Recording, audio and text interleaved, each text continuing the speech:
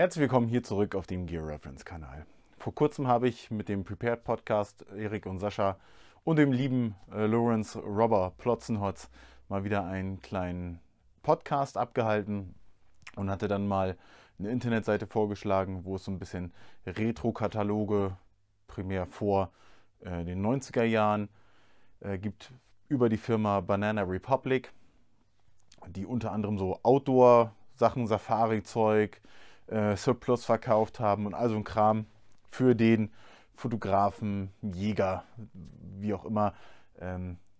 Ich glaube, da weiß jeder, was so gemeint ist, wenn man so an so klassische Tropenhüte denkt, etc. Wer sowas nutzt.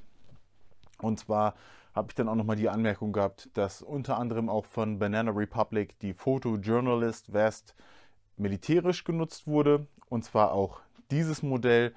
Und zwar ist dieses Modell so vom Aufbau her aktuell gewesen. Ich meine, seit dem Ende der 80er Jahre und sah dann, oder man kennt auf jeden Fall Bilder aus dem Jahre 1996, wo Delta Force Angehörige den Personenschutz übernehmen für hochrangige Militärangehörige, die dann während dieses Auftrags diese Weste getragen haben, in Verbindung mit ziviler Kleidung, um vielleicht ein bisschen mehr, ja, zivil oder auch wie ein Journalist vielleicht drüber zu kommen, funktioniert dann halt schwieriger, wenn du vor dir ein M4 oder M16 in irgendeiner Version trägst.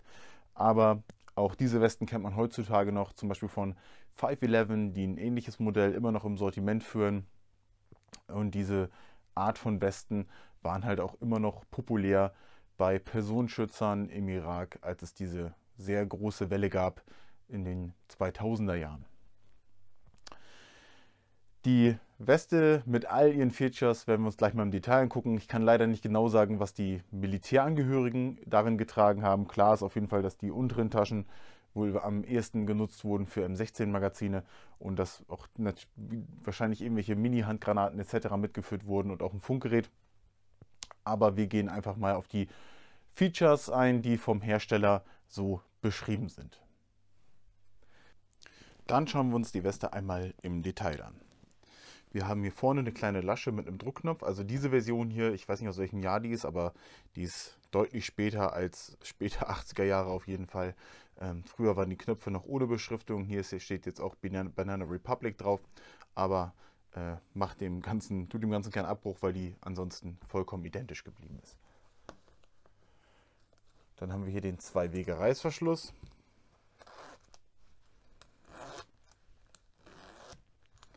Und jetzt klappe ich mal die eine Seite um, weil dann haben wir schon etwas, was dem Sammler oder auch dem Reenactor, wie auch immer, besonders gefällt. Wir haben im Inneren schon die Instruktion zur Weste. Und zwar haben wir hier oben eine Tasche für den Pass und hier einen kleinen Karabiner, um Schlüssel oder ähnliches einzuhängen. Dann haben wir hier eine Water Resistant and Secured Velcro Closure, also hier eine wasserresistente Tasche, die mit Velcro halt gesichert ist. Im Inneren hat die dieses Nylon-Material. Hat auch eine ganz ordentliche Größe. Dann haben wir hier eine kleine Tasche für einen Stift oder ähnliches. Was steht hier sogar drin? Writing Instrument and Tools. Na, siehst du, passt. Reißverschlusstasche. Die ist einfach noch davor gesetzt, um hier den Eingriff schnell zu ermöglichen, wenn man im Inneren an etwas, was unten drin ist oder so, zu kommen. Dann haben wir hier hinten ein großes Fach. Das ist hier beschrieben für Language Books, Maps, Documents. Ne? Also wenn man seinen kleinen Reiseführer etc. mit dabei hat oder ähnliches, kann das hier verstaut werden. Also hier im großen Fach. Ein weiteres Fach ist direkt davor gesetzt. Und dann haben wir davor nochmal eine Tasche. Haben wir auch wieder das Nylon-Material drin, was auch wieder mit Klett gesichert werden kann. Was haben wir da? Was wird vorgeschlagen? Secure Waterproof Pocket for Light Meter. Das wird wahrscheinlich ähnliches Kameraequipment sein. Blende ich nochmal ein, wenn ich es gegoogelt habe. Sagt mir jetzt erstmal so auch nichts. Und hier unten haben wir nochmal diese kleinen Taschen für Stifte oder ähnliches. Hier steht auch Pen, Flashlight und Writing Instruments. Ja, passt ja auf jeden Fall. Gibt ja auch diese kleinen Stift-Taschenlampen oder sowas. Kann man immer mal gut dabei haben. Dann haben wir hier an der Seite noch einen Eingriff. Einfach eine Tasche für die Hände oder um noch irgendwas reinzupacken. Also wir haben hier so viele Taschen auf einer Seite. Das ist schon sehr ordentlich. So, das Gute ist auch, dass wir das für die nächste Seite ebenfalls haben. Für das rechte Panel. Hier oben haben wir 2 D-Ringe, um irgendwelche Sachen einzuhaken. Das ist die Film Can Pocket, also für Filmdosen.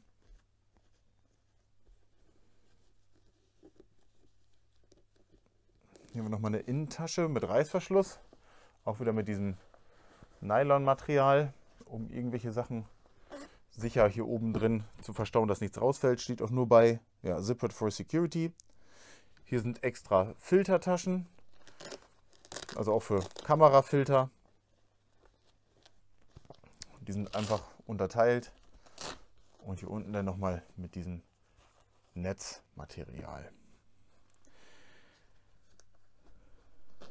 Dann haben wir hier nochmal eine Reißverschlusstasche für das Wallet, also für die Brieftasche. Auch wieder ausgekleidet mit diesem Nylon-Material, geht auch wieder ganz dahinter. Hier ist es jetzt nicht so, dass wir hinter dieser Tasche nochmal eine Tasche haben, sondern nein, das sind 2 Taschen, die in der Mitte hier getrennt sind. Und zwar für Linsen, für verschiedene große Linsen. Die bieten sich natürlich super an für M16 Magazine zum Beispiel. Und hier drüben haben wir wieder einen Eingriff für die Hand, auch wieder über die ganze Taschengröße. Dann haben wir hier im Inneren noch eine Tasche, habe ich gerade hier vergessen, die ist hier auch genauso vorhanden. Dann haben wir den Rückenbereich mit luftigem Netzmaterial, also auch für die Arbeit in heißen Gegenden. Dann haben wir hier eine Reißverschlusstasche, auch wieder mit diesem Nylonmaterial, wasserabweisend, wo man dann im Inneren der Weste noch etwas verstauen kann. Ich weiß gar nicht, ob hier was angegeben ist. Inside Pocket, nee, damit ist die nicht gemeint. Large Inside Zip Pocket for Maps, Important Documents. Ja, macht auf jeden Fall auch Sinn. Auch natürlich, dass die hier vor Feuchtigkeit geschützt ist, wenn man am Rücken schwitzt. Dann haben wir noch diese Epauletten. Die werden hier noch mit erwähnt, um die Kamera zu sichern. Natürlich braucht der Fotograf keine Dienstgradschlaufen oder sowas wie in anderen Armeen, aber da kommt dann der Gurt der Kamera mit rein, wird zugeklippt und fertig ist das Ganze. Dann gucken wir uns mal den Rücken an, da ist auch gar nicht mehr so viel. Hier haben wir hier ein bisschen Stoff drüber genäht, der den Rücken bedeckt, aber hier ist alles sehr luftig geschnitten. Der Kragen hat hier oben ein leichtes Polster mit drin. Und dann haben wir hier unten noch so eine kleine, ja, wie man das auch vom Smog fast kennt, eine kleine Tasche, wo man außen nochmal weiteres Zubehör etc. oder vielleicht mal nochmal ein dünnes Regencape oder irgendwie sowas mit reinpacken kann. Die Seitenverstellung ist ganz einfach hier noch möglich. Nicht viel, aber man kann hier nochmal die Knöpfe versetzen. Und dann kann man das Ganze noch minimal enger stellen. Und das war es auch im Großen und Ganzen zur Photojournalist West von Banana Republic. Dann bedanke ich mich wieder einmal fürs Zusehen. Es war mir wieder eine Ehre. Seid gerne beim nächsten Mal wieder mit dabei. Lasst gerne einen Daumen nach oben da und vielleicht auch einen Kommentar. Und dann sehen wir uns beim nächsten Mal. Ciao.